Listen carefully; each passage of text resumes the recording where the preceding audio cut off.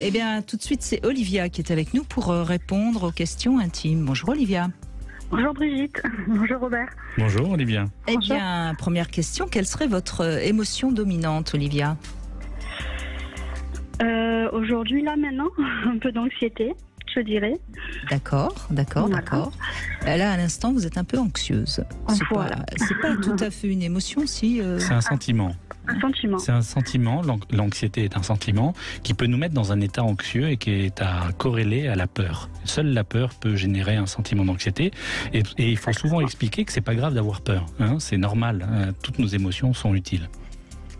D'accord. Et ça va très bien se passer parce qu'on est ravis de vous écouter. Ouais, moi aussi. C'est un peu de stress alors. Il y a un peu de stress aussi? Un petit peu, ouais, mais très contente d'être avec vous en tout cas. Ça me fait plaisir. Alors, deuxième question, quel serait pour vous l'essentiel dans une relation? Moi, je dirais la communication. Ben, oui. Je pense que c'est très important. Ouais. Et ça entraîne plein de choses après positives derrière, en fait. C'est sûr que si on arrive à bien communiquer, on règle quand même beaucoup de choses, alors qu'autrement, ça crée des petits rancœurs, des tensions, etc. Oui. Ouais, exactement. Ouais, je trouve ça très important. Pas évident pour tout le monde, mais... vous savez, apprendre à communiquer. Il faut être deux pour communiquer. S'il y en a un qui sait communiquer et pas l'autre, de toute façon, ça ira pas très loin. Hein. Oui, c'est un monologue. Exactement, ouais. Oui, exactement. Et alors, dernière question. Est-ce que vous seriez assez adepte de la fessée, des menottes, enfin du SM soft ou pas du tout? Alors, j'ai pas tout fait, tout ce que vous avez énoncé, mais pourquoi pas? Un petit peu, voilà, un petit peu quand même. Donc pas contre quand on a le bon partenaire et qu'on est en confiance. Et, Oui. Un petit peu d'excitation comme ça dans des choses. D'accord. Je pense que oui, moi avec la complicité, la personne, je pense qu'on peut explorer des nouvelles expériences que je ferais pas avec le premier venu comme ça. Oui, très bien. Voilà, quelqu'un de rencontré il n'y a pas longtemps. Eh bien, à vous de poser une question à Robert Zuli, il vous écoute. Oui, alors moi justement, c'était comment on peut gérer ses peurs dans un couple quand on a l'impression, par exemple, que son compagnon est moins attentionné, sans que ça détruise ou que ça mette des porte-à-faux la relation, justement. Oui. Quand l'autre est moins attentionné, et d'autant plus quand on est une femme, par rapport à ce qu'on se disait tout à l'heure, on se pose des questions. On a besoin de mettre du sens. Le risque quand on met du sens, c'est qu'en fonction de ses propres peurs à soi, on fait qu'une seule hypothèse. Et on se dit, peut-être qu'il m'aime moins.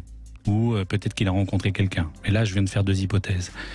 Mais c'est rare et c'est pour ça que, avant de dire pourquoi c'est rare, c'est pour ça que j'invite, qu'on soit un homme ou une femme, quand on doute de quelque chose, de faire trois hypothèses.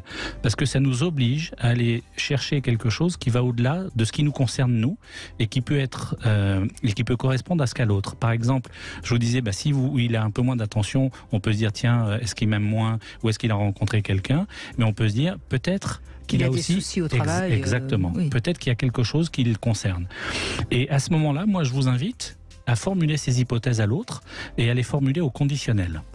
D'accord. Pour éviter que ce soit entendu comme un reproche. Parce que quand on exprime ses ressentis au présent, si je vous dis je suis déçu, vous allez le prendre comme un reproche. Si je vous dis je pourrais être déçu, ça n'a pas la même tonalité, même si on dit la même chose.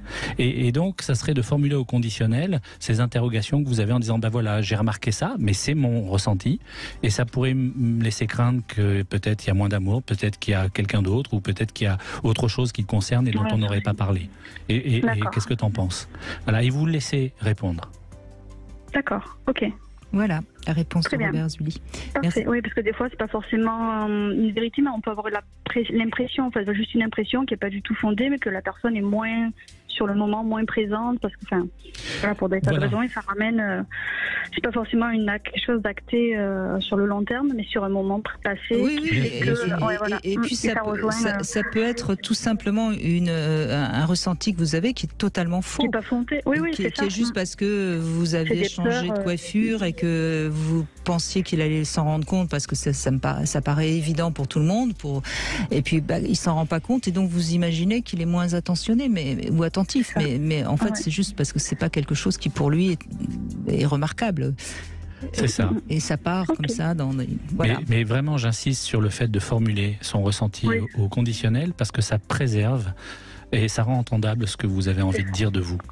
On revient sur la communication, formulation, la communication. Bien sûr, et vous avez totalement raison, Robert Zulis. Sauf que le vrai problème, et c'est toute la difficulté des émotions, c'est que, surtout pour nous les femmes, nos émotions, elles sont tellement présentes que c'est l'instant présent et donc on utilise le présent, quoi. Oui.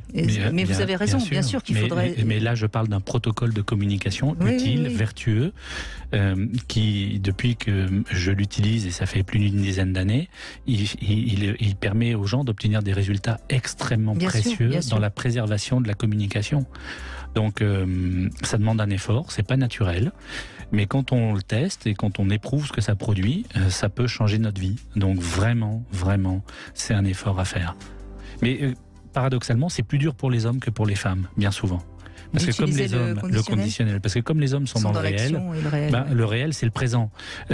Alors que la symbolique des femmes, c'est souvent le conditionnel parce qu'elles disent si, tiens, si, il se passait ça, très facilement. Alors que l'homme, lui, le conditionnel, le si, non, c'est ça. Et on tergiverse pas. Moi, j'aimais bien si, donc ça devrait aller. Merci Olivia, en tout cas, merci beaucoup. On fait une petite pause et on se retrouve dans un instant avec un homme, justement, aussi, qui va parler de ses émotions.